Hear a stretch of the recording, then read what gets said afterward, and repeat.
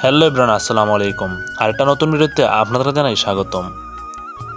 কুমিল্লা জেলা মুরাদনগর উপজেলা আপনাদের সকলের পরিচিত প্রিয় তিতাস নদী বর্ষার ছোঁয়ায় এজন্য নতুন করে প্রাণ ফিরে পেয়েছে।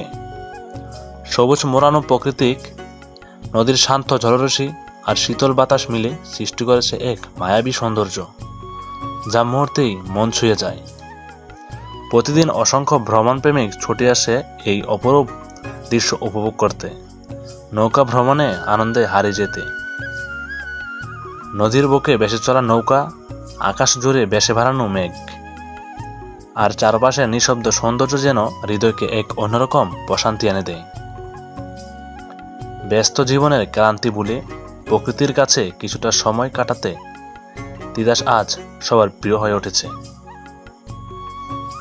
বর্ষার এই মনোমুগ্ধকর করা রূপে সেজে থাকা প্রিয় তিতাস শুধু একটি নদী নয়, এটি অসংখ্য মানুষের ভালোবাসা, স্মৃতি আর অনুভূতির এক জীবন্ত গল্প।